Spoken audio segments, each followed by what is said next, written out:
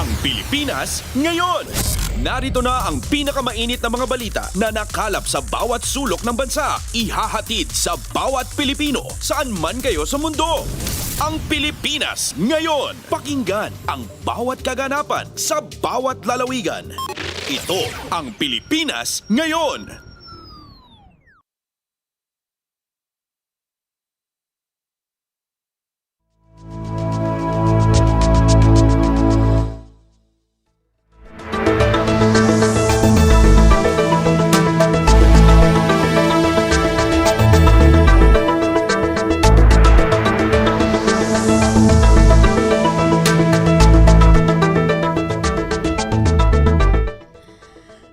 Magandang araw po sa ating mga taga-subaybay sa ating programang Ang Pilipinas Ngayon. Ako po si Ven Blones.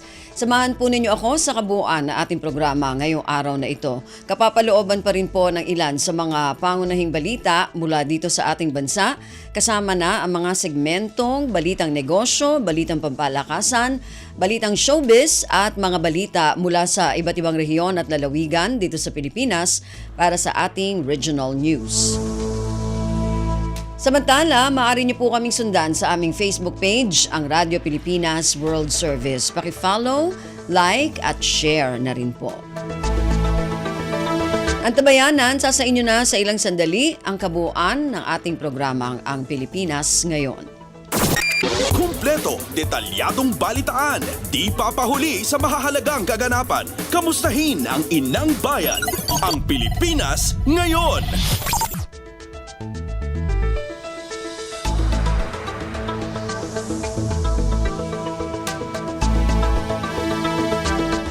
Sa ating mga balita, bumuhos ang papuri para kay Pope Francis mula sa mga mambabatas. Itinuturing ng mga kongresista na isang ehemplo ang yumaong Santo Papa sa pagkalinga nito sa mga nasa laylayan at pagbisita sa bansa matapos manalasa ang bagyong Yolanda. Ang detalye ng balitang ito mula kay Kathleen Forbes. Inilala at pinuri ng ilan sa mga mambabatas ang kabutihan at buhay ng yumaong Pope Francis. Si Deputy Minority Leader Bernadette Herrera kinilala ang Santo Papa sa pagiging ehemplo kung paano kinakalinga ang mga nasa laylayan. Si Tingog Party List Representative Jude Asidre inilala kung paano binago ni Pope Francis ang simbahan sa pamamagitan ng pagsisilbi at paglilingkod. Hindi rin anya nila malilimutan sa Eastern Visayas ang pagbisita ng Santo Papa sa kanilang lalawigan na nagluluksa pa mula sa pananalasa ng bagyong Yolanda. Sabi naman ni Ako Bicol Party List Representative Zaldico, bagamat mag-iiwan ng sugat ang pagkawala ng Santo Papa, ay mananatiling buhay ang kanyang legasiya ng kabutihan, kababaang loob at paglilingkod. Umaasa naman si Albay Representative Joey Salceda na ang susunod na magiging leader ng simbahan ay tulad ni Pope Francis na ipaglalaban din ang climate justice. Maging si Lano del Sur Representative Zia Alonto Adyog ay nagpaabot ng pakikiramay sa mga Katoliko. Tinukay pa ni Adyog ang mensahe ni Pope Francis sa kanyang huling misa para sa Easter Sunday kung saan nanawagan siya para sa kapayapaan at pakikisimpatya sa mga Palestino na apektado ng giyera. Mula Kamara para sa Bagong Pilipinas, Kathleen Forbes, Radyo Pilipinas, Radyo Publiko. Pasada ng mga balita mula sa Pilipinas para sa mga Pilipino saan man sa mundo. Ang Pilipinas Ngayon. Samantala, sa kaugnay na balita, nagbigay-pugay din kay Pope Francis ang Armed Forces of the Philippines o AFP. Sinabi ni AFP Chief of Staff General Romeo Bronner Jr. na nararapat lamang bigyang pagkilala ang isang pinuno na tulad ng namayapang Santo Papa na nagbigay inspirasyon sa lahat. Ang detalye ng balitang ito mula kay J. Mark Dagala. Sa kabila ng pagiging abala sa nagpapatuloy na balikatan exercises sa pagitan ng mga tropa ng Pilipinas at Amerika, sandaling tumigil ang Armed Forces of the Philippines o AFP para bigang pugay ang namayapang si Pope Francis. Ayon kay AFP Chief of Staff General Romeo Bronner Jr., binago ni Pope Francis ang simbahang Katolika na nagbigay diin-an niya sa pagkababaang loob, pagkakabuklod at pagmamalasakit.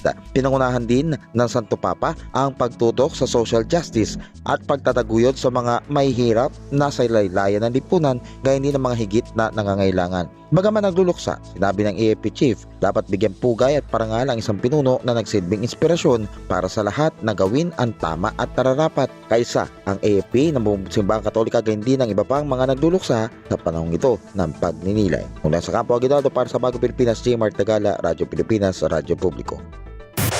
Ang Pilipinas Ngayon, kasama si Ven Blones.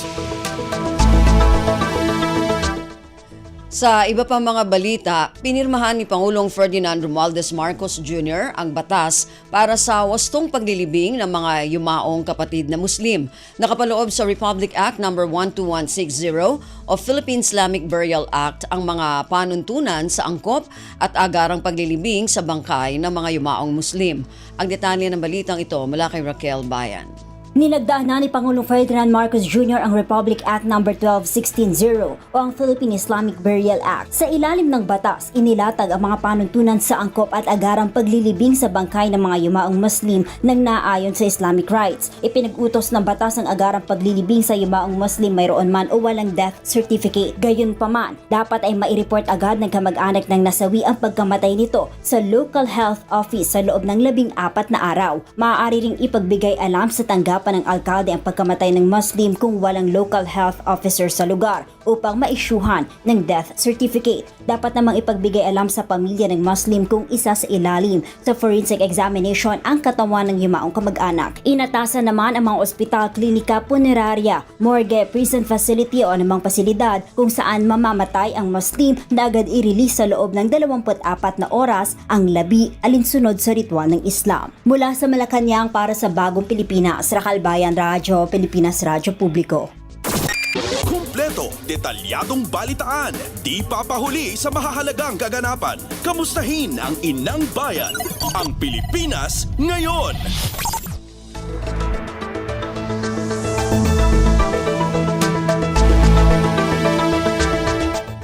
Attorney Rafael Vicente Calinisan itinalaga ni Pangulong Ferdinand Romualdez Marcos Jr. bilang Vice Chairman at Executive Officer ng National Police Commission ng NAPOLCOM. Si Calinisan na nagsilbi na ring NAPOLCOM Commissioner ang mga ngasiwa sa pang-araw-araw na operasyon at mga gawaing administratibo ng ahensya. Ang detalye ng balitang ito mula kay Alvin Baltazar. Itinalaga ni Pangulong Ferdinand Marcos Jr. si Atty. Rafael Vicente Calinisan bilang Vice Chairperson and Executive Officer ng National Police Commission. Kinumpirma ito ni Executive Secretary Lucas Bersamin. Si Calinisan ay Commissioner ng NAPOLCOM na kumakatawan sa civilian sector at itinalaga ni Pangulong Ferdinand Marcos Jr. bilang NAPOLCOM Commissioner noong November 2024. Nagtapos ang Business Administration and Accountancy si Calinisan sa Universidad ng Pilipinas habang kumuha naman ito ng Master of Law sa University of Pennsylvania noong 2014. Anak si Atty. Calinisan ni retired Police General Roberto Calinisan. Mula sa Palasyo ng Malacanang para sa Bagong Pilipinas, Alvin Baltazar, Radyo Pilipinas, Radyo Publiko. Pasada ng mga balita mula sa Pilipinas para sa mga Pilipino saan man sa mundo. Ang Pilipinas ngayon.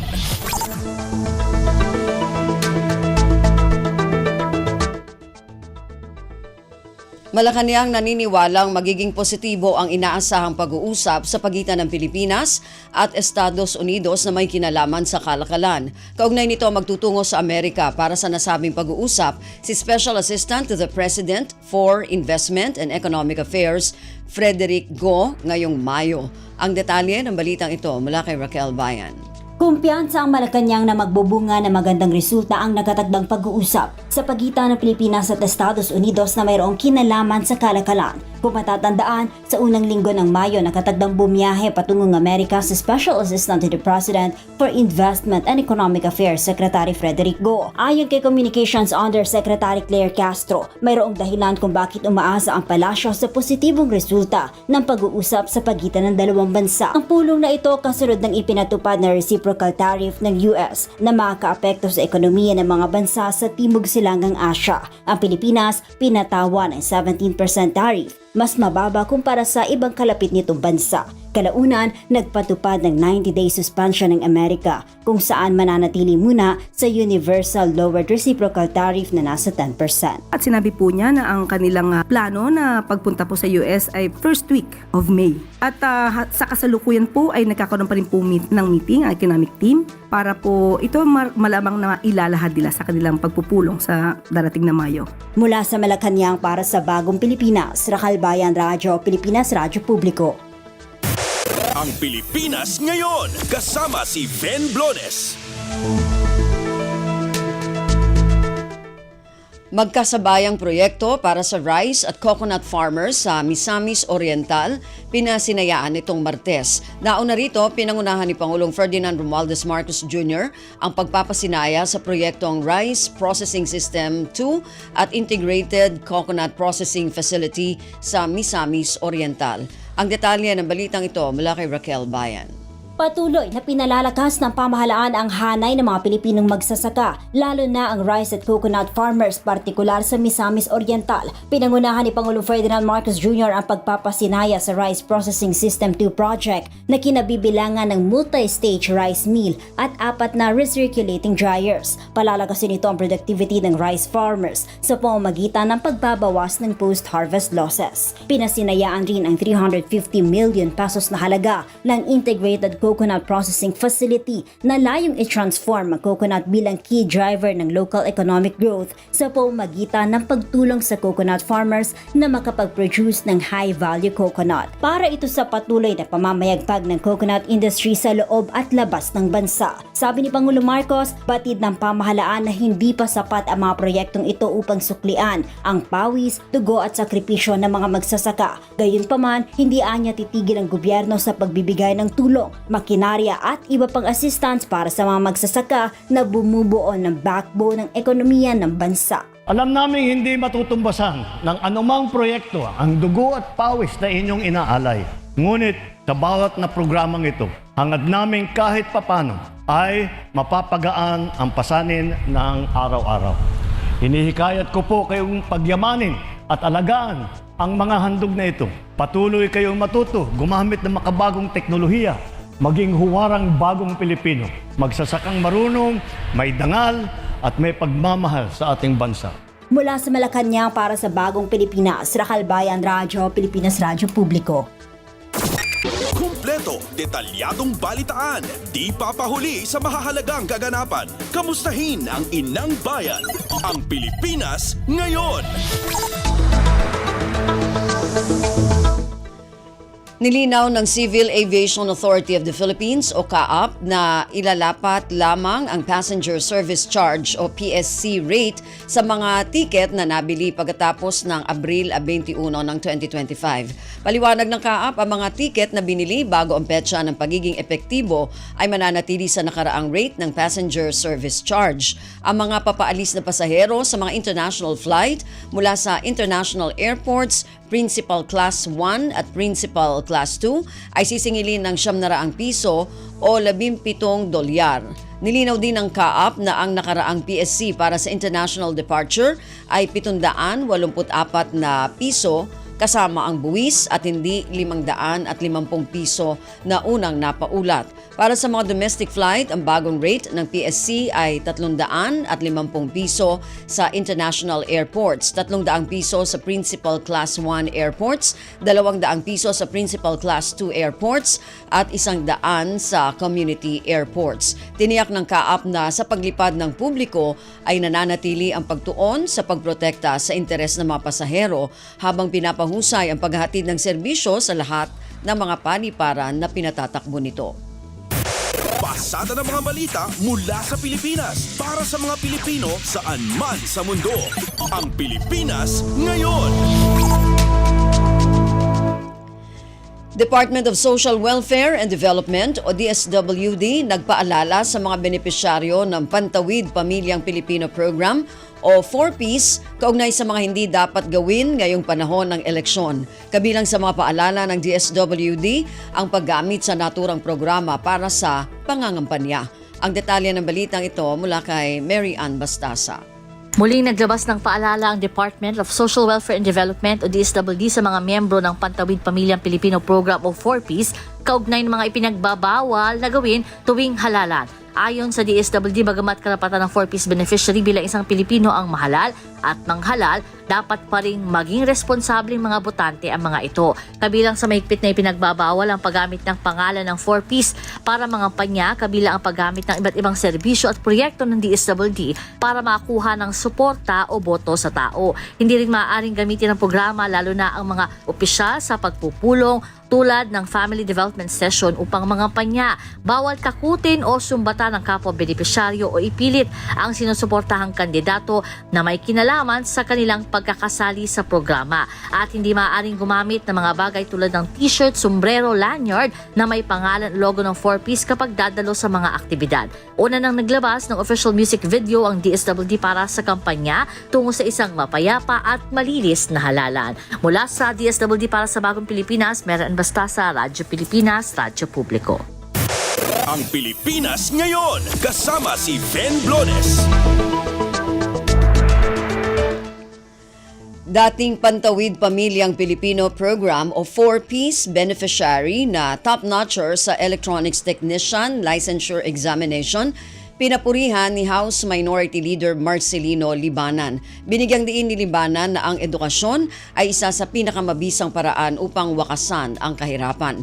Ang detalye ng balitang ito mula kay Kathleen Forbes. Pinuri ni House Minority Leader Marcelino Libanan si JV Fuentebella, isang dating estudyanteng tinututukan sa ilalim ng 4Ps program ng gobyerno matapos manguna sa Electronics Technician Licensure Examination nitong Abril 2025. Nakakuha si Fuentebella ng 95% sa pagsusulit dahilan para manguna siya sa mahigit 2,000 na examiners. Ayon kay Libanan, ipinapakita ng kanyang tagumpay ang kapangyarihan ng edukasyon bilang isang dakilang tagapagpantay. Ang tagumpay din anya ni Fuentebella ay magsisilbing inspirasyon sa marami, lalo na sa mga pamilya ng 4Ps at kanilang mga anak. Paalala namang babatas ng edukasyon ay isa sa pinakamabisang paraan upang wakasan ang siklo ng kahirapan, mabawasan ang hindi pantay na oportunidad at bigyan ng kakayahan ang bawat individual na makamit ang mas magandang hinaharap. Kamakailan lamang ay nagtapos nga itong si Fuentebella sa Technological University of the Philippines sa Visayas. Ang kanyang pamilya ay kasalukuyang benepisyaryo ng 4Ps at nakatakda na ring lumabas sa programa matapos makamit ang self-sufficiency. Mula Kamara para sa Bagong Pilipinas, Kathleen Forbes, Radyo Pilipinas, Radyo Publiko. Kumpleto, detalyadong balitaan, di papahuli sa mahahalagang kaganapan. Kamustahin ang inang bayan, ang Pilipinas Ngayon.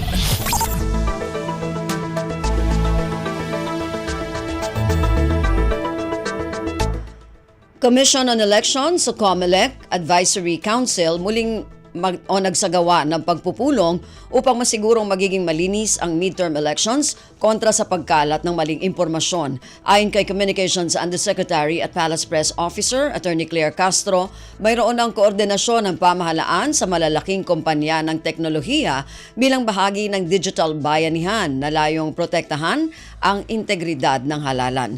Ang detalye ng balitang ito mula kay Raquel Bayan. Muling nagpulang ang Commission on Elections Advisory Council sa pangunguna ng Department of Information and Communications Technology nitong nakarang linggo upang tiyaking ligtas at malinis ang nalalapit na halalan lalo na sa harap ng lumalalang banta at fake news sa online platform. Ayon kay Communications Undersecretary Claire Castro, tinalakay sa pulong ang mga hakbang upang labanan ng digital misinformation at cyber threats. Sabi ng opisyal, nakipag-ugnayan ang pamahalaan sa tech giants tulad ng TikTok, Google at Meta, kabilang sa naging tugon ng kumpanyang ito ay ang pagbabawal sa mga bayad na political ads sa kanilang platform. Pagsuportaan niya ito sa isinusulong ng malinis na eleksyon ng gobyerno. Ayon kay Yusa Castro, nais sa katuparan ito sa ilalim ng digital bayanihan kung saan nagsanib puwersa ang DICT, COMELEC at social media platforms upang protektahan ang integridad ng halalan laban sa online threats tulad ng deepfakes, pagpapakalat ng maling impormasyon.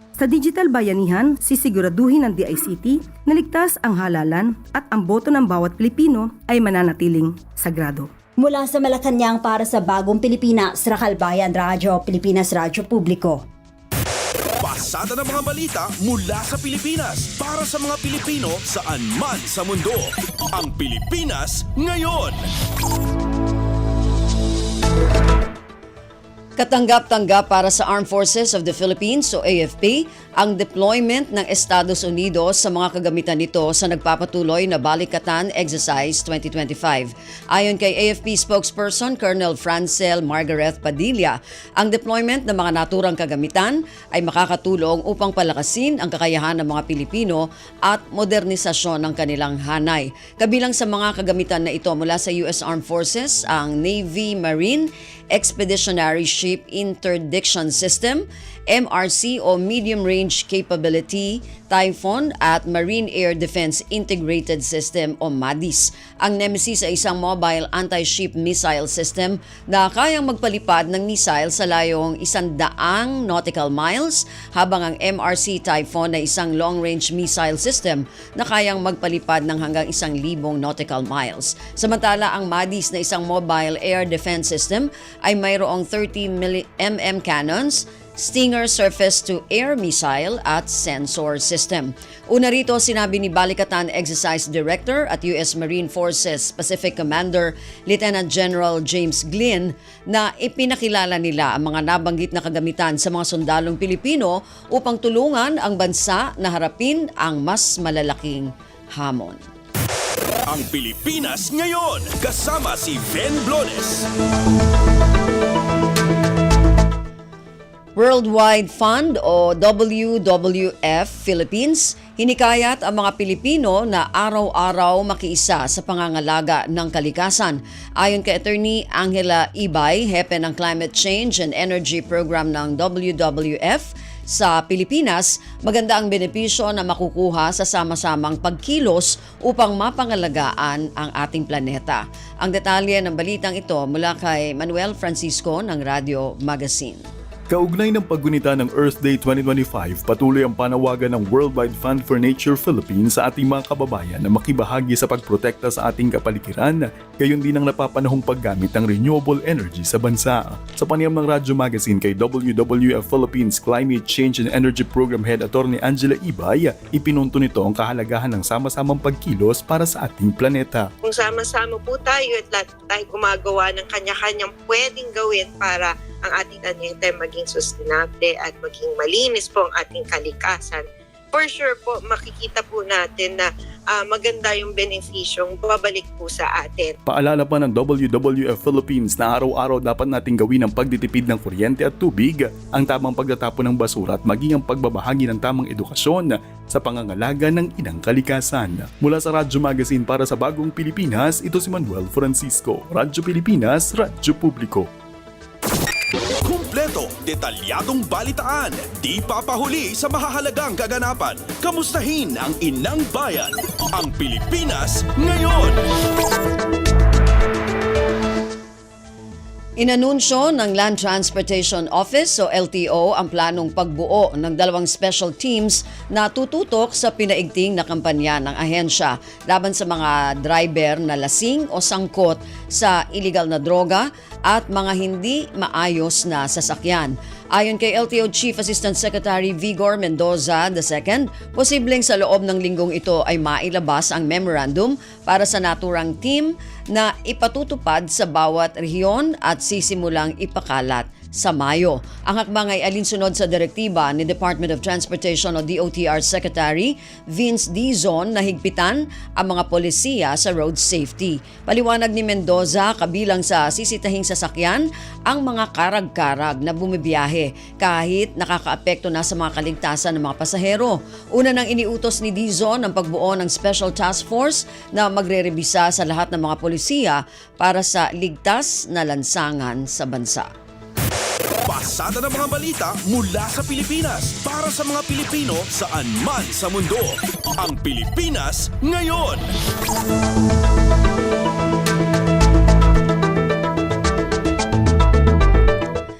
Narinig po ninyo ang ilan sa mga pangunahing balita mula dito sa ating bansa. Samantala, antabayanan naman po ang mga balita mula sa iba't ibang rehiyon at lalawigan dito sa Pilipinas para sa ating regional news sa pagbabalik ng ating programang Ang Pilipinas Ngayon. Paliwanag mo sa tao na hindi totoo yan. Dahil ang totoo, Yung totoo ang dapat ninyong malaman. Nagkalat sa internet ang fake news o mali at fake news. Tinatapon niyo yung tao. What they are doing is creating panic. We say no. Yung pagkalat ng fake news. And some of it's dangerous. Sana iwasan po natin pag-spread ng fake news. At di magpapakalat ng disinformation at misinformation ang kasulukuyang administrasyon. Stop telling us fake news because you're wrong. Para sa totoo at mapagkakatiwalaang mga balita at impormasyon, Radyo Pilipinas. Hatol ng bayan. Election Quick Facts. Gun ban. Mula January 12 hanggang June 11, 2025 ay iiral ang gun ban sa buong bansa kasabay ng pagpasok ng election period para sa 2025 midterm elections na gaganapin sa May 12. Ang mga lalabag ay papatawan ng parusang pagkakakulong sa loob ng 1 hanggang 6 na taon, permanent disqualification from public office, at aalisan ng karapatang bumoto. Samantala, ang mga dayuhan naman na mahuhuli ay ipadireport matapos ang kanilang pagkabilanggo. Hatol ng bayan. Election Quick Facts. Ang bawat Pilipino ay kwento ng pag-asa at kasama si Pangulong Ferdinand Marcos Jr., ang pinapangarap na bahay ay maisa sa katuparan na. Ang hanarin ninyong magkaroon ng maayos at sariling tahanan para sa inyo at sa inyong mga pamilya ay magiging abot kamay at abot kaya na rin. Ang layunin ng pambansang babae ay gustong-gusto ng Pangulo na magkaroon ng bahay ang bawat Pilipino. In our case, in SBMA, magtayo na tayo ng socialized housing para sa empleyado. Kaya ang layunin ng Presidente na magkaroon ng bahay ang bawat Pilipino ay isang napakagandang hangarin niya para sa mga kababayan niya. Ang hangarin ng pamilyang Pilipino ay makakamit. Sa pamahalaang Marcos, ang bagong Pilipinas nakikita na. Sa nagbabagong Pilipinas, patuloy ang trabaho, patuloy ang pagbabago. Stop and Spot. Paano tayo makasisigurong legit ang impormasyong nababasa natin sa social media? Spot the source. Hindi porke nag-viral, totoo. Kaya laging i-fact check ang impormasyong nakuha at tukuyin kung credible ba ang sources ng mga ito. Spot the purpose. Hindi lahat ng nakapost ay may mabuting hangarin. Ang iba ay may intensyong makapanira lamang. Kung sa inyong palagay ay hindi nakatutulong para sa mas nakararami ang impormasyon, huwag na itong i-share para hindi na magdulot pa ng gulo o pagkalito. Spot the ownership. Legit o edit? I-double check kung totoong nanggaling sa mga legit news providers ang impormasyon dahil baka edited lamang ito ng kung sino para magpakalat ng fake news. I-check muna ang kanilang mga official social media platforms para makasiguro. Spot the time. Updated ka nga ba? O baka outdated na yung balitang na-share mo? Siguraduhin na tingnan mabuti rin ang month, day at year ng impormasyong inyong binabasa upang hindi maging sharer ng mga lumang balita. Let's be part of the solution. We can be warriors against disinformation and misinformation. Maging mapanuri sa lahat ng oras. A message from Presidential Communications Office, Department of Education, Commission on Higher Education, DILG, DSWD, Presidential Broadcast Service at Radyo Pilipinas. Libreng access sa National Museum sa Cebu naging posible sa ilalim ng pamahalaang Marcos. Museums are considered valuable cultural assets to a nation as they build a sense of community, document history, inspire creativity, promote tourism, and unite people through a shared heritage. Ilang lokal at banyagang turista lubos ang pasasalamat sa pagbubukas ng National Museum sa Cebu. Maganda, tsaka yung mga bata nag-i-enjoy talaga dito sa loob ng museum kasi madaming makikita. Marami silang matututunan dito sa loob ng museum.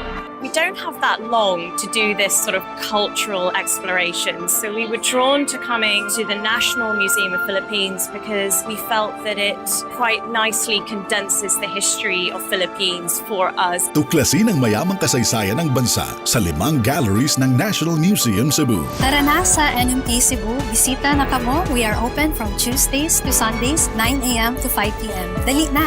Sa nagbabagong Pilipinas, patuloy ang trabaho, patuloy ang pagbabago. Radyo Pilipinas World Service Online. Reaching you in digital format. Anytime, anywhere.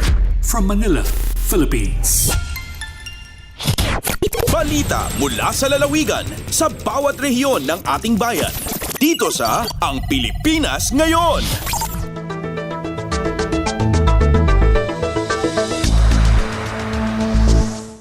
Balik po tayo sa Ang Pilipinas ngayon. Dumako naman tayo sa ating regional news para sa araw na ito. Unahin natin ang mga balita mula sa rehiyon ng Luzon, mula sa Dagupan. Assessment activity kaugnay sa implementasyon ng mga programa sa barangay, isinagawa ng lokal na pamahalaan ng Bayambang sa Pangasinan. Ang detalye ng balitang ito mula kay Sarah Cayabyab.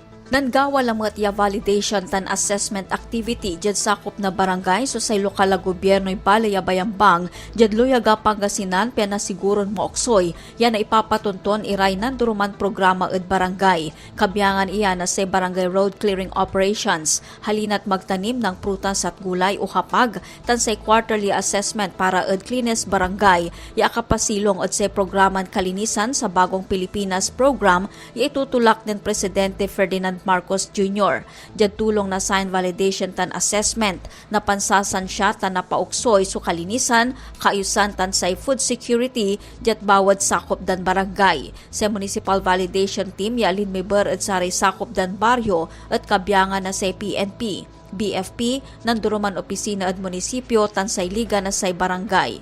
Manlalapod Radyo Pilipinas Dagupan, siya si Sarah Cayabyab para at Radyo Pilipinas World Service. Balita mula sa lalawigan sa bawat rehiyon ng ating bayan. Dito sa Ang Pilipinas Ngayon.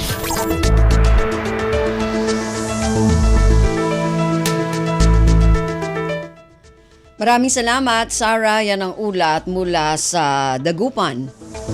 Samantala, dumako naman tayo sa Bontoc. Mahigit 1,000 local at overseas jobs alok sa job fair sa Bontoc, Mountain Province. Ang detalye ng balitang ito mula kay Donna Kawis Balyo. Asurok may saribo a local ken overseas at trabaho ti maidjaya para kadagiti skilled ken professional applicants iti job fair dito'y Bontoc, Mountain Province.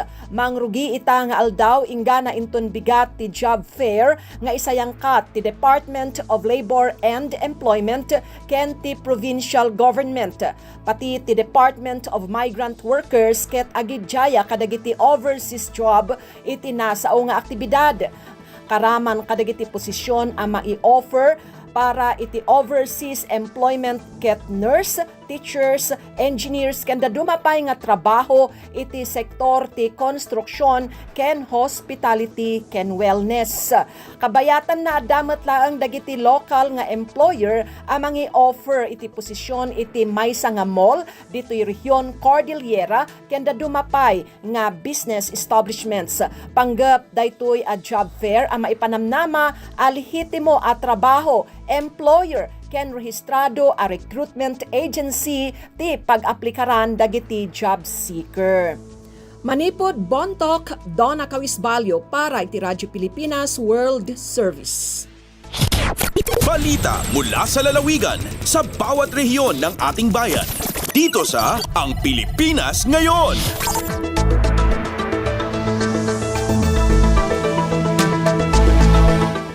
Maraming salamat, Donna. Yan ang ulat mula sa Bontoc. Samantala, dumako naman tayo sa Lucena. Mataas na bato sa Tagkawayan, Quezon, tinukoy bilang tourism banner sa 4th District ng Quezon. Ang detalye ng balitang ito mula kay May Formaran. Tukoy ng Provincial Tourism Office ang mataas na bato sa Tagkawayan, Quezon bilang isang tourism banner site sa bahagi ng 4th District Tourism Circuit 4 sa lalawigan. Ayon sa Tagkawayan PIO, isinasailalim na ito ngayon sa isang site validation bilang bahagi ng isinasagawang formulation ng Quezon Province Tourism Development Plan o QPTDP. Sa ilalim ng proseso, sasailalim ito sa evaluation habang ang magiging resulta ng formulation na mabubuo ang magiging basihan para matukoy kung ano ang magiging investment priorities ng lalawigan ng Quezon at ng Tagkawayan LGU.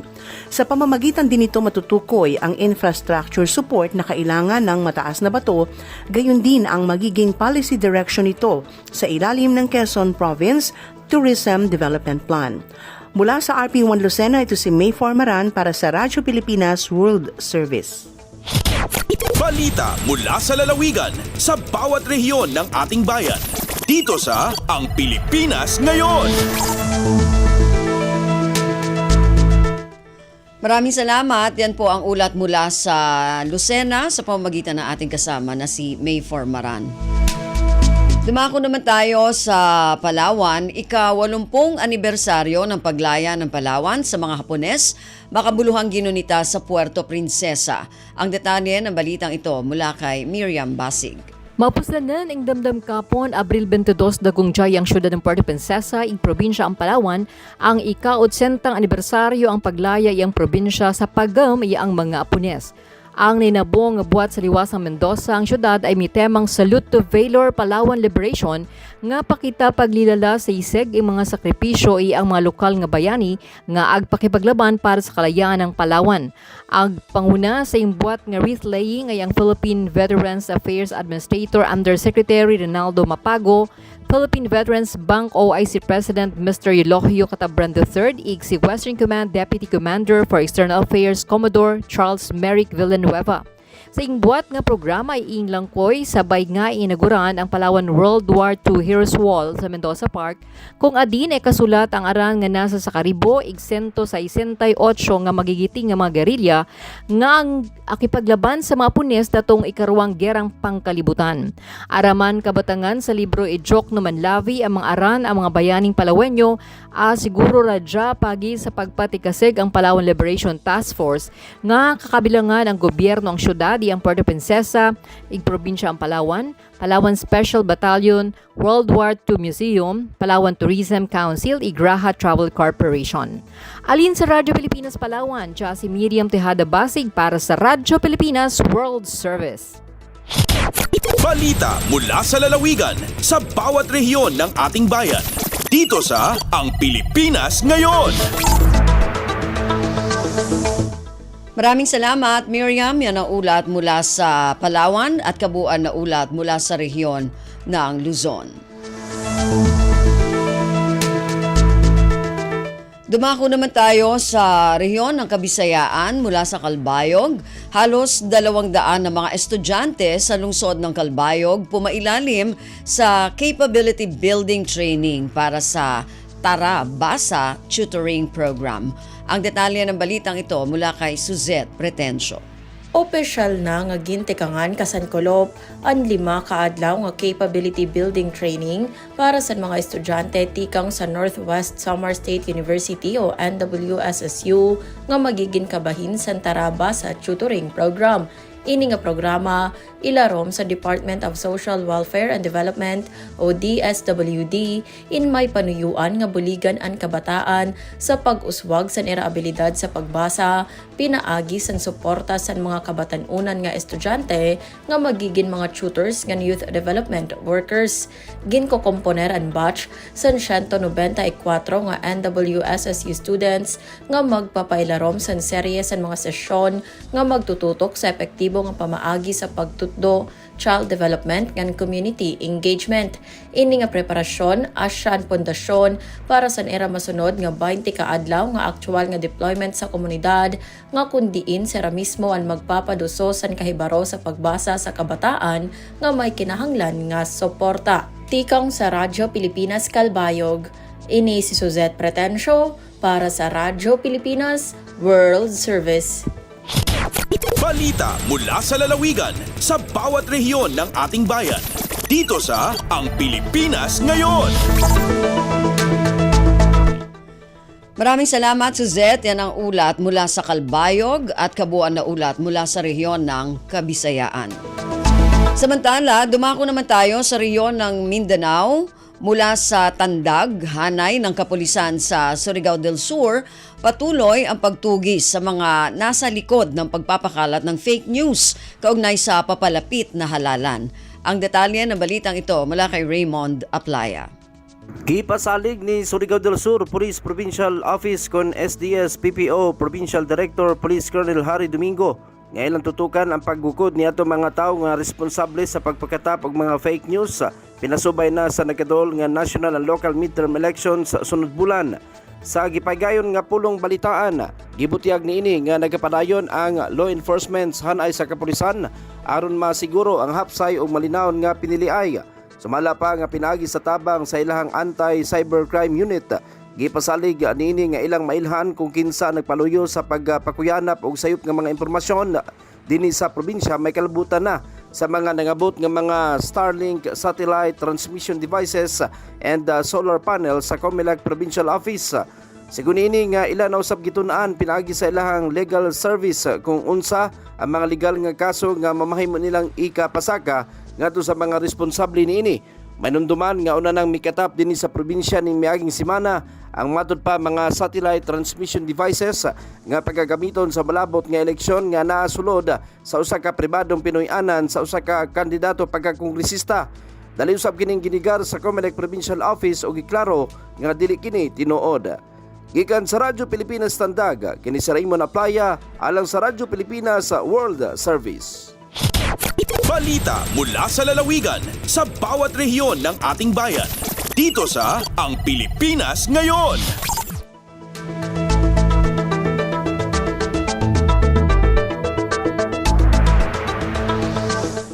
Maraming salamat, Raymond. Yan ang ulat mula sa Tandag. Samantala, dumako naman tayo sa Hulo, konstruksyon ng covered court na nagkakahalaga ng mahigit 7 milyong piso sa Haji Butu School of Arts and Trades, sinimulan na. Ang detalye ng balitang ito mula kay Fatma Gino.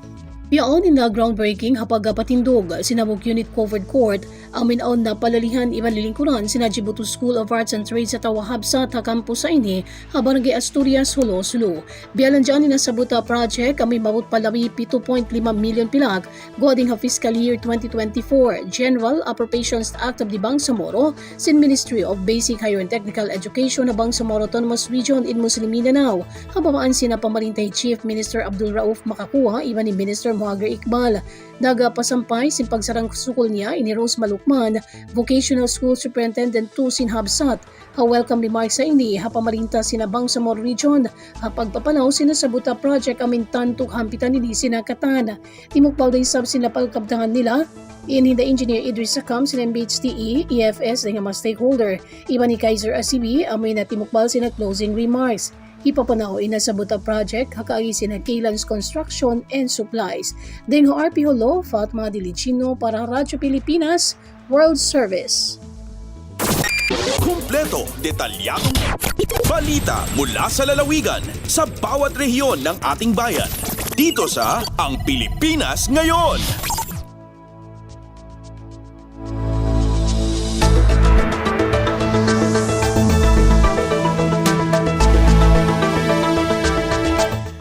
Maraming salamat kay Fatma Gino mula dyan sa Hulo. Yan po ang kabuuan na ulat mula sa rehiyon ng Mindanao.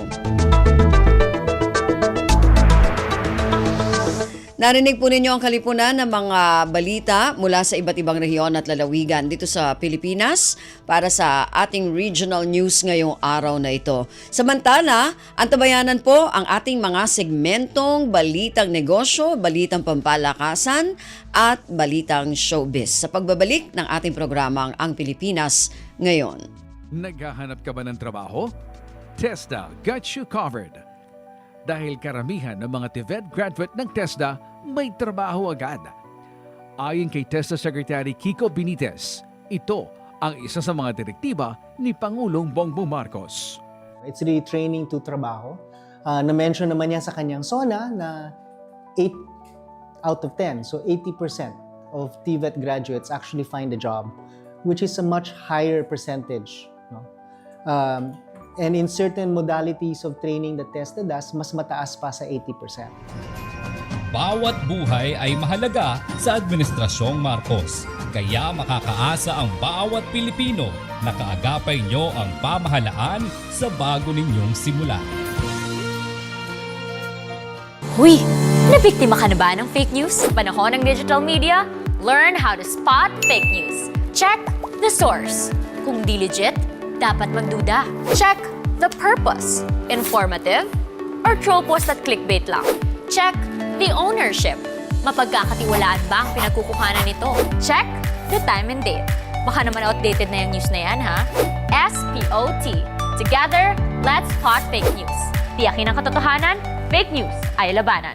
A friendly message from PCO, DepEd, CHED, DSWD, DILG, PBS at Radyo Pilipinas. Hatol ng bayan. Election Quick Facts. National and local positions. Sa darating na May 12, 2025 midterm elections, ang bawat botanteng Pilipino ay pipili ng mga bagong leaders para sa national and local positions, kabilang ang 12 senators, members of the House of Representatives, at party list representatives, at local government officials gaya ng governor, mayor, board members, at councilors. Kasabay nito ay idiraos rin ang kauna-unahang Bangsamoro Parliament elections, kung saan 25 members of the Parliament at 40 party representatives ang ihahalal ng ating mga kapatid sa BARMM. Hatol ng bayan. Election Quick Facts. Isipin ang isang lugar kung saan ang progreso at kalikasan ay magkasabay na lumalago. Sa ilalim ng Administrasyon Marcos, ginagawang posible ito ng Subic Bay Metropolitan Authority. Sa administrasyon po ni PBBM, nilaunch po namin noong September yung Carbon Neutral Freeport Zone. Ito po ay aming goal to contribute reducing our carbon emissions. Hindi lang ito usapin ng teknolohiya, ito ay pangako. Sa SBMA, inuuna ang pangangalaga sa kagubatan, bakawan at natural na yaman para sa hinaharap ng bawat Pilipino. We are working towards a steady and reliable power supply that will meet the demands of today and continuously fuel our ambitions for tomorrow. Ang kalikasan at kinabukasan ay magkasabay na pinangangalagaan. Sa pamahalaang Marcos, ang bagong Pilipinas nakikita na. Sa nagbabagong Pilipinas, patuloy ang trabaho, patuloy ang pagbabago. Radyo Pilipinas World Service Online, reaching you in digital format. Anytime, anywhere. From Manila, Philippines. Lagay ng ekonomiya, kalakalan, negosyo at iba pa. Atin ang alamin dito sa Ang Pilipinas Ngayon.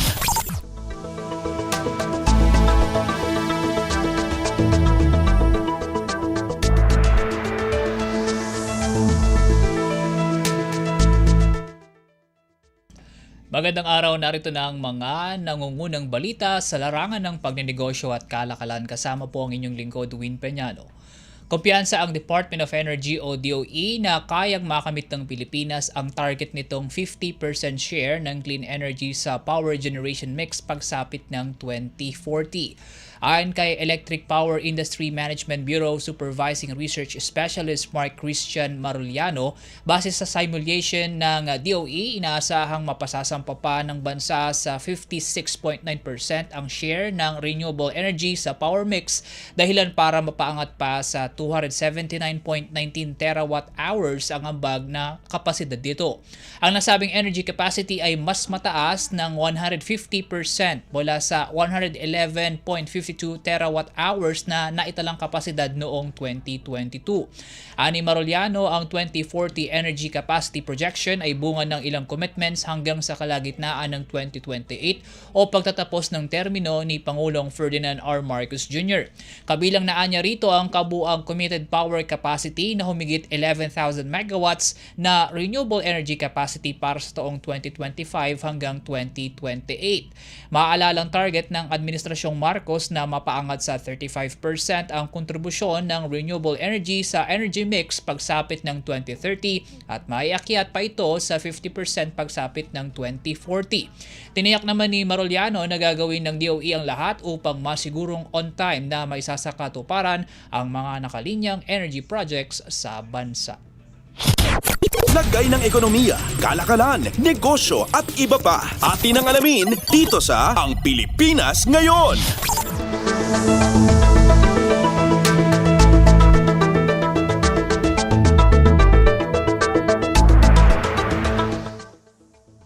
Usaping enerhiya pa rin, sinimulan na ng Aboitiz Power Corporation subsidiary na Therma Marine Incorporated o TMI ang konstruksyon sa 48 megawatt na Sipit Hybrid Energy Storage System sa Agusan del Norte.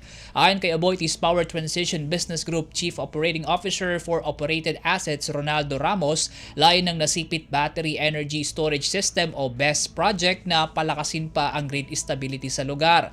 Gamit ang Nasipit BESS project, magsisilbi itong storage ng excess power mula sa oil-fired TMI Mobile 2 sa Lawi, Santa Ana at siyang magagamit para sa pag-augment ng kakailanganing pangkuryente sa power grid. Mula rito, matitiyak na may backup power sakaling tumaas ang demand sa kuryente. Ang Nasipit BESS ay isa lamang sa iba pang energy storage system na mayroon sa bansa. Sa datos ng Department of Energy, may kabuang 480 megawatts ng committed BESS capacity sa bansa ngayong taon, habang mayroon namang 134 megawatts sa susunod na taon. Lagay ng ekonomiya, kalakalan, negosyo at iba pa. Atin ang alamin dito sa Ang Pilipinas Ngayon.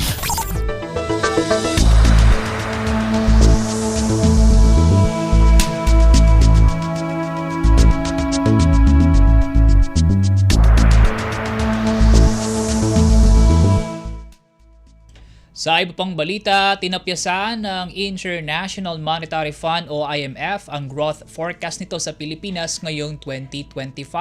Sa pinakabago nitong World Economic Outlook, ibinaba ng IMF sa 5.5% ang 2025 growth projection nito sa Pinas mula sa naunang 6.1% forecast nitong Enero.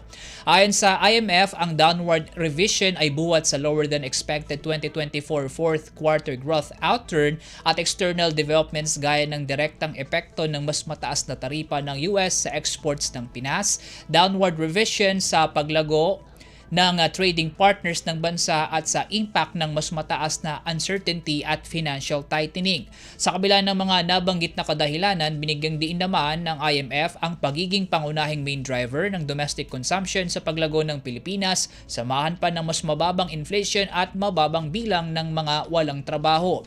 May malaki rin anilang ambag ang mga naisagawang reforma sa batas na layong pabilisin pa ang implementasyon ng domestic infrastructure projects at maitaguyod ang mas mataas na foreign direct investments. Samantala, nilinaw naman ng IMF na ang mas mababang projection sa economic growth ay hindi unique sa Pilipinas dahil naobserbahan din ito sa maraming bansa sa buong mundo. Dagdag pa nito na bagaman apektado ng mas mahirap na environment ang Pinas, ay inaasahan pa rin itong magiging matatag ngayong taon. Lagay ng ekonomiya, kalakalan, negosyo at iba pa. Atin ang alamin dito sa Ang Pilipinas Ngayon.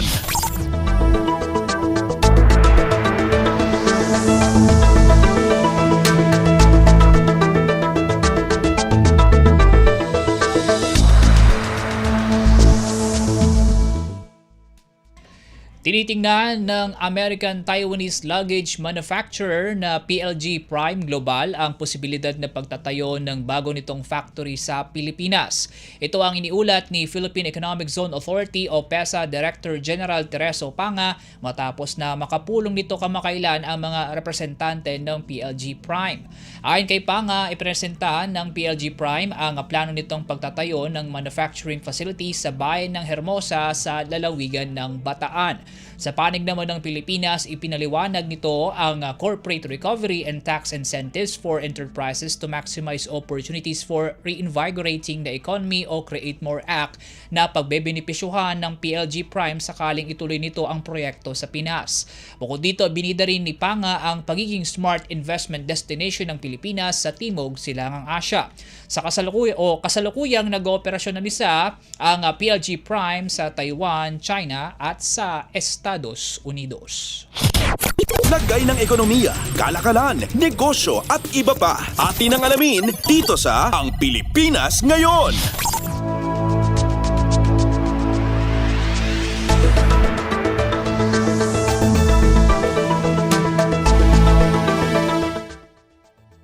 At yan po mga balitang aming nakalap sa larangan ng pagnenegosyo at kalakalan. Ang tabayanan ng kalipunan ng mga mainit na sports balita na ihahatid nila yung magpayo maya-maya makalipas ang ilang paalala.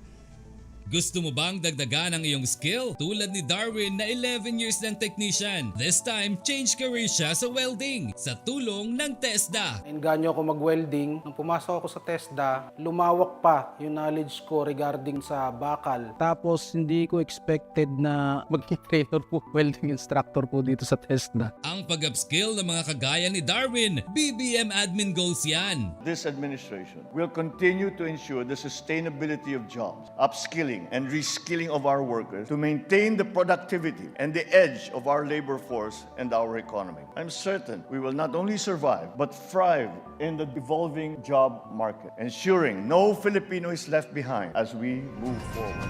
Bawat buhay ay mahalaga sa Administrasyong Marcos. Kaya makakaasa ang bawat Pilipino na kaagapay nyo ang pamahalaan sa bago ninyong simula. Tatak Pinoy is more than a branding exercise. It is about incubating and incentivizing great products that deserve to carry the Made in the Philippines trademark. Magandang balita! Inilunsad ng DTI ang Tatak Pinoy Strategy na isang inisyatiba para bigyang lakas pa ang mga industriyang Pilipino. Layunin ng TPS na paunlarin ang mga Tatak Pinoy na negosyo upang mapabuti ang kanilang mga produkto at serbisyo sa loob at labas ng bansa. Ang mga programa at polisiya nito na tutulong sa mga negosyanteng Pinoy ay iikot sa human resources, infrastructure, tech and innovation, investments at sound financial management. It is about creating products and services of the highest quality because Tatak Pinoy is also about excellence. And as a seal of great workmanship, sama-sama gawin nating sikat at makilala sa buong mundo ang Tatak Pinoy. Sa ilalim ng administrasyon ni Pangulong Ferdinand Marcos Jr. ay isusulong ang mga proyektong mangangalaga ng ating kalikasan bilang isa sa mga prioridad sa pagtatatatag ng bagong Pilipinas. we remain committed to global decarbonization goals and the reduction of our carbon footprint. Our overall target is to be carbon neutral by 2040. But we have a milestone, what we call 30 by 30. 30% reduction by 2030. Considering that this is a free port zone, dito mo matatagpuan yung concentration ng mga manufacturing, mga pabrika, mga service industry. Yung program ng ating Pangulo is not impossible. It is doable. And we are very determined to show that to the entire nation. Ang pagkakaisa ng bawat Pilipino upang makamit ang carbon neutrality by 2040 ay lalong naging posible kasama si Pangulong Ferdinand Marcos Jr. Sa pamahalaang Marcos, ang bagong Pilipinas nakikita na. Sa nagbabagong Pilipinas, patuloy ang trabaho, patuloy ang pagbabago. Saan man, anumang oras, konektado ka sa Radyo Pilipinas World Service Online. Online digital na serbisyo para sa Pinoy sa bagong Pilipinas. Radyo Pilipinas World Service Online. Updates at pinakahuling mga usapin sa mundo ng palakasan. Atin ang pakinggan dito sa Ang Pilipinas Ngayon.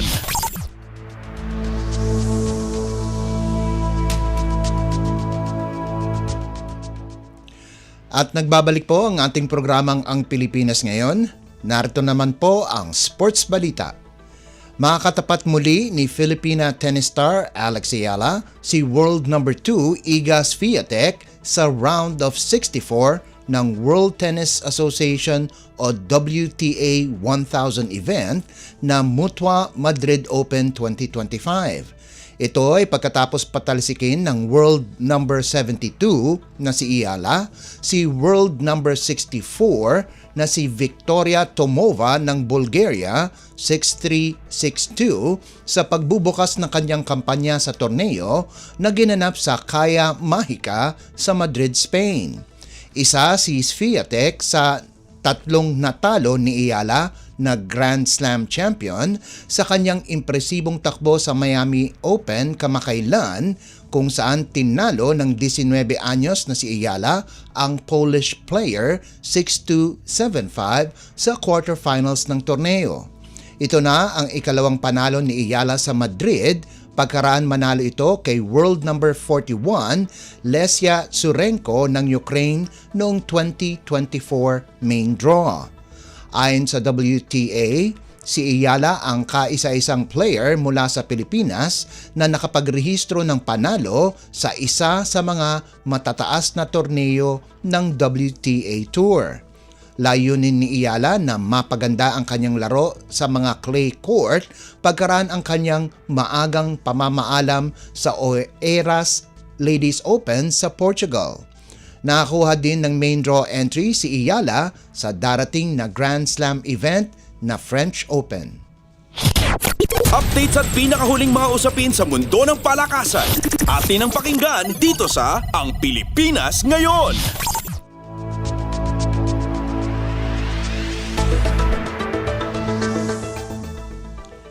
Lalong napagtibay ang pagkakataon ng Pilipinas na makakuha ng medalya sa 2025 AVC Champions League pagkatapos lahat ng tatlong koponan ng bansa ay nakapasok sa quarterfinals ng torneo. Sinamahan ng Creamline at Petrogas ang PLDT sa Final 8 kasama ang Zetisu ng Kazakhstan, Nakhon Ratchasima Kyuminsi ng Thailand, Thai Power ng Chinese Taipei, VTV Bin Yen Long An ng Vietnam at Bike Motor ng China. Nakapasok ang Angels sa susunod na round pagkatapos dominahin ang Hip Hing ng Hong Kong 25-8, 25-12 at 25-12 nitong Martes pagkatapos matalo ito sa Thai Power. Tinapos ng reigning Premier Volleyball League o PVL All-Filipino Champions na Angels ang preliminaries ng may 1-1 record para makapasok sa quarters. Sa kabilang banda, formal lang nakapasok ang Cool Smashers sa quarterfinals pagkaraan ang tatlong set na panalo ng Zetisu sa Al Nasser na nagbigay ng daan para sa Cool Smashers na magkaroon ng tablang 1-1 record sa Pool A. Samantala, una nang nakapasok sa quarterfinals ang PLDT pagkatapos matalo ang Queensland Pirates sa Nakhon Ratchasima.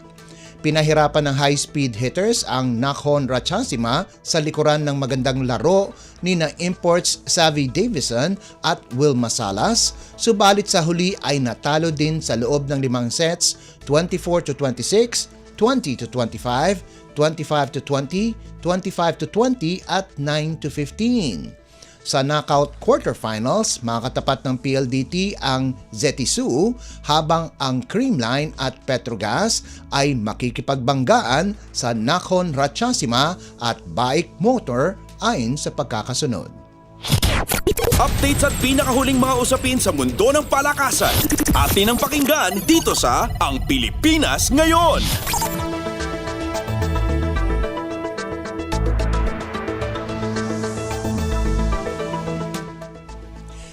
Malaking upset ang naitala ng Jose Rizal University laban sa De La Salle College of St. Benilde 18-25, 25-22, 25-22 at 25-23 para tapusin ang kanilang tagtuyot na torneo sa NCAA Season 100 Men's Volleyball Tournament na ginanap sa Phil Oil Eco Oil Center nitong Martes.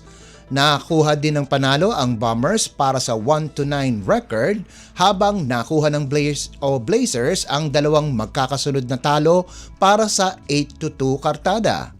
Pinangunahan ng tambalang rookie na sina Harry Okay at Paulo Barrientos ang panalo kung saan nakapagtala si Okay ng 20 puntos at 23 excellent receptions habang nakagawa ng 17 markers, 17 excellent receptions at 10 excellent digs si Barrientos para tulungan ang kanilang pagkakataon na makabangon sa torneo.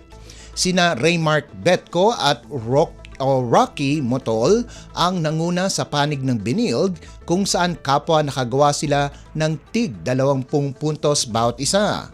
Samantala, nahirapan ang Mapua University laban sa kulang-kulang na Emilio Aguinaldo College, subalit nanalo pa din sa huli sa pamamagitan ng 25-17, 21-25, 25-16 at 25-23 panalo para manatili pa ding walang talo sa torneo.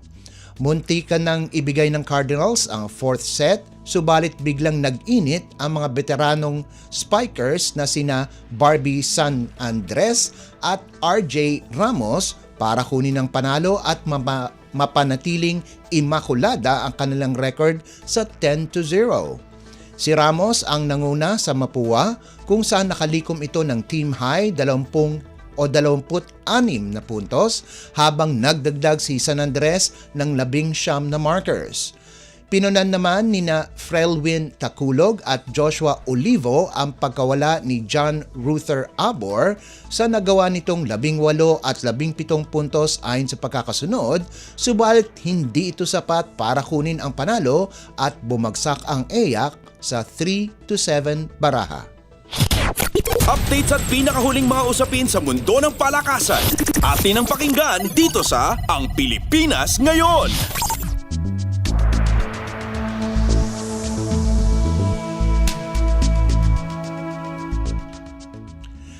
Abalang-abala si Filipino pole vaulter EJ Obiena sa kanyang preparasyon para sa Xiamen leg ng Diamond League.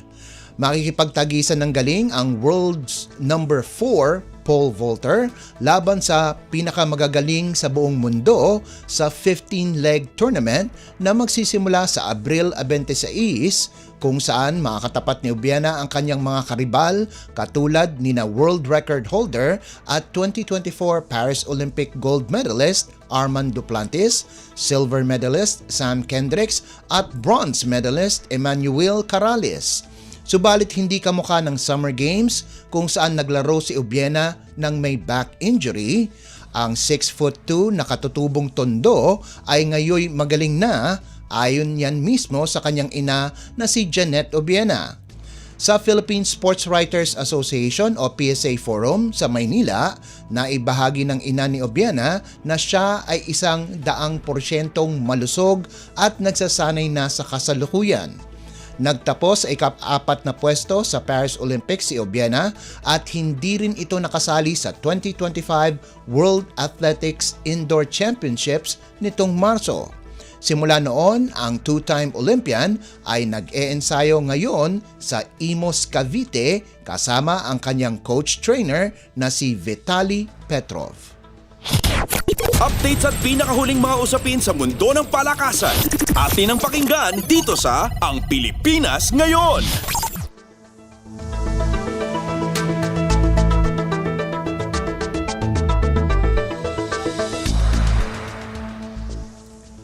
At yan ang pinakahuling balita sa larangan ng palakasan. Ito po si Leo Magpayo. Samantala, antabayanan nyo naman po ang ating segmentong Balitang Artista na ihahatid sa inyo ni Steph Vicente sa pagbabalik ng ating programang Ang Pilipinas Ngayon pagkalipas lang ng ilang paalala. Paliwanag mo sa tao na hindi totoo yan. Dahil ang totoo, yung totoo ang dapat ninyong malaman. Nagkalat sa internet ang fake news o mali at fake news. Tinatapot niyo yung tao. What they are doing is creating panic. We say no. Yung pagkalat ng fake news. And some of it's dangerous. Sana iwasan po natin pag-spread ng fake news. At di magpapakalat ng disinformation at misinformation ang kasulukuyang administrasyon. Stop telling us fake news because you're wrong. Para sa totoo at mapagkakatiwalaang mga balita at impormasyon, Radyo Pilipinas. Hatol ng bayan. Election Quick Facts. Campaign period. Ang opisyal na campaign period para sa mga national candidates ay magsisimula sa February 11, 2025 at mayroon silang 90 days para mangampanya. Samantala, mayroon namang 45 days para mangampanya ang mga tumatakbo para sa local positions at magsisimula ito sa March 29, 2025. Ang campaign period ay matatapos sa May 10, 2025. Hatol ng bayan. Election Quick Facts. Saan man, anumang oras, konektado ka sa Radyo Pilipinas World Service Online. Online digital na serbisyo para sa Pinoy sa bagong Pilipinas. Radyo Pilipinas World Service Online. Ang latest, ang hottest sa showbiz and entertainment. Heto na sa Ang Pilipinas Ngayon. Magandang araw! Nagbabalik na po ang ating programang Ang Pilipinas Ngayon at narito na ang paboritong segmento ng mga chismoso at chismosa, ang segmentong Balitang Artista. Narito muli ang inyong chika Dora Steph Vicente upang hatid ang mga pinakamaiinit na showbiz balita para sa araw na ito. Hindi ko na patatagalin pa ang ating introduction at simulan na natin ang ratsyada ng mga chika! Ang latest, ang hottest sa showbiz and entertainment. Heto na sa Ang Pilipinas Ngayon.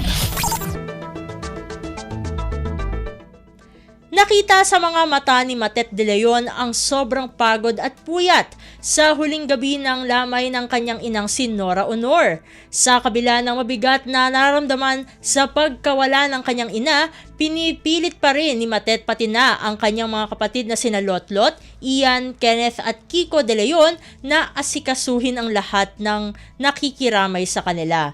Muli na namang napaiyak si Matet nang magbigay ng kanyang eulogy sa last night ng burol para kay Ate Guy kung saan kanyang inalala ang naging hidwaan nilang mag-ina. Sabi nga ni Matet, quote and quote, "Syempre hindi naman po lingid sa kaalaman ng lahat na may mga ano kami ni Mommy. Ako po ang, according to her good friends na nag-aalaga sa kanya, palagi daw po akong binabanggit ni Mommy sa kanila as yung anak niyang sutil." Yan ang simulang pagbabahagi ng aktres. Quote and quote, "Meron po kaming mga hindi pagkakaintindihan, maraming times na hindi po kami nakakapag-usap. Yung mga kapatid ko po nakakausap sila ni Mommy, pero ako hindi masyado. Ayoko pong magsalita dahil I am still full of regrets." Yan ang say pa ni Matet. Quote and quote, "Alam mo na ma kung ano po yung sinabi ko sa inyo, mahal na mahal ko po kayo Mommy, pahinga na po kayo." Yan ang say pa niya. Malamang sa malamang, sabi nga ng ating mga kamosa, ang tinutukoy ni Matet ay ang hindi nila pagkakaunawaan noon ni Nora tungkol sa ibinebenta nilang gourmet tuyo. Kung ating pong matatandaan ay pumanaw noong Miyerkules Santo, Abril 16, si Nora Honor sa edad na 71 dahil sa acute respiratory failure. Inihatid na po siya sa huling hantungan kahapon, April 22, sa libingan ng mga bayani. Ang latest, ang hottest sa showbiz and entertainment. Heto na sa Ang Pilipinas Ngayon. Kaugnay pa rin ng pagpanaw ng superstar, nagbigay ng patunay ang dating ABS-CBN President na si Charo Santos Concio para patunayan niya na isa siyang certified Noranian. Isa si Charo sa mga nagbigay pugay sa State Necrological Service para sa National Artist for Film and Broadcast Arts na si Nora Honor na ginanap sa Manila Metropolitan Theater kahapon April 22. Ayon kay Charo, talagang nasubaybayan niya ang showbiz career at personal life ni Ate Guy at knows, kumbaga alam nyo ba na inaway-away pa niya ang isang kaklase dahil nilait-lait nito ang kanyang idolo? Ayon sa award-winning actress, isa si Ate Guy. Sa mga naging inspirasyon niya hindi lang sa pagiging alagad ng sining, kundi maging sa personal na aspekto ng kanyang buhay. Sabi nga ni Charo, quote and quote, "Walang himala pero mayroong nag-iisang Nora. Ang kanyang tunay na buhay ay isang pagpapatunay na walang imposible kahit para sa isang bata na nagtitinda ng tubig at mani sa riles ng tren. Ang kanyang tunay na buhay ay nasalamin sa buhay ni na Elsa, Corazon, Delia, Flor Contemplacion at marami pang iba, but Nora Honor was even bigger than all her roles. Higit pa sa mga karakter na kanyang binigyan ng buhay, binigyan niya ng buhay ang pangarap ng milyon-milyong Pilipino. Kahit saang probinsya ka man manggaling, anuman ang hirap mo, Nora gave millions of Filipinos the most important gift, hope, pag-asa. Kung kaya ni Ate Guy, kaya ko rin. Kabilang ako sa mga Pilipino na nakita ang sarili nila kay Nora." Yan ang say ni Charo. Una raw niyang nasilayan ng superstar sa singing competition na tawag ng Tanghalan kung saan naging grand champion ito ngang si Ate Guy. Quote and quote, "Noon pa man, nabighani na ako sa kanyang boses at sa kanyang presensya, sa kanyang ganda. Hindi pa man alam ng bansa na siya ay magiging isang phenomenon. To me, she was not just a star, she was our superstar. Siya noon ay 14 years old, ako ay magdo-12 pa lamang at tulad niya, isa din akong probinsyana. Hindi ko pa tiyak kung ano ang gusto kong marating sa buhay, ang sigurado lang ako noon ako ay isang die-hard Noranian. Kami ng kapatid kong si Malu ay may makapal na scrapbook ng mga litrato ni Guy. Tinatabi namin ang baon namin para lang may pambili ng comics, magazines at mga pictures niya na ibinebenta sa bangketa ng Avenida Rizal. Wala kaming pinapalampas na issue, minsan nagagalit ang mga magulang namin dahil bawal ang comics sa bahay at imbes daw na magbasa ng libro, ang binubuklat namin ay ang scrapbook at mga comics. Kaya tinatago na lang namin ang mga ito sa ilalim ng kama at kapag tulog na silang lahat, kinukuha namin ang flashlight at paulit-ulit na binabasa ang mga article tungkol sa aming superstar. At syempre, kapag may pelikula si Nora, pipila kami kahit alas 8 pa lang ng umaga, kahit siksikan at kahit standing room only. Invested kami sa kanya, kinikilig kami sa love life niya, naiyak sa mga pinagdadaanan niya, nagagalit kapag may naninira sa kanya. Yan ang lahad pa ni Charo. Ang latest, ang hottest sa showbiz and entertainment. Heto na sa Ang Pilipinas Ngayon. Sa iba pa nating mga chika, open na ngayon ang kapamilya actress na si Sue Ramirez sa relasyon nila ng dating aktor at negosyanteng si Dominic Roque. In fairness, mas blooming at fresh na fresh ang aurahan ni Sue nang makachikahan ng entertainment press sa press con ng latest movie niya na In Between opposite Diego Loizaga under Viva Films. Sabi nga ni Sue, quote and unquote, ang saya lang po, sa totoo lang, walang pressure, masaya lang kami lagi, lumalabas kami, we enjoy our time together, explore, go on adventures together, and eat the best food together. Sabi pa nga niya, quote and unquote, I think the foundation of starting a relationship is finding out kung ano yung mga interest nyo. So far, swak naman yung interest naming dalawa. Basta, I'm happy for myself. At dahil may connect sa alak ang bagong pelikula ni Sue na In Between, ikinumpara ng aktres si Dominic sa tequila. Ilan sa nabanggit niyang tama ng tequila ay napapasayaw raw ang nakainom nito at nakapagpapainit ng katawan. Bakit kaya? Sabi nga ni Sue, nakakapag-init. Huy, ha ha ha. Bago naging magjowa, naging controversial din ang breakup ni Sue at Dominic sa mga dati nilang karelasyon. Noong January 2024, naghiwalay itong sina Dominic at Bea Alonzo pagkatapos ma-engage noong July ng 2023. November 2024 naman nang i-confirm naman ni Victorias City Mayor Javi Benitez na break na rin sila ni Sue makalipas ang 5 taong relasyon. Sayang na sayang, pero ganun talaga kung ganon ang itinadhana. Samantala, feeling happy at grateful si Sue na nabigyan siya ulit ng chance na makatrabaho itong si Diego Loizaga sa In Between. At una silang nagkasama pala dyan sa How to Love Mr. Heartless na ipinalabas noong taong 2022. Ang latest, ang hottest sa showbiz and entertainment. Heto na sa Ang Pilipinas Ngayon. Naku, konti lang ang oras natin para sa ating segmentong Balitang Artista. Maraming salamat mga kachismis para sa inyong pakikinig sa ating segmento. Ako muli, ang inyong chikadora Steph Vicente para sa Radyo Pilipinas World Service. Magbabalik na po ang ating kasamang si Ven Blones. Ang latest, ang hottest sa showbiz and entertainment. Heto na sa Ang Pilipinas Ngayon.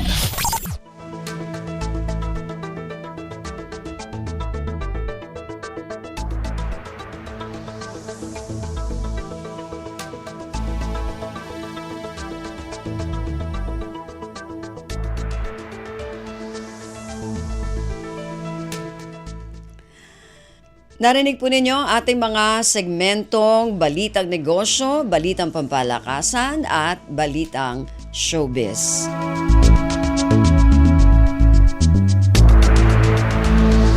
At yan po ang kabuuan ng ating programa Ang Pilipinas Ngayon.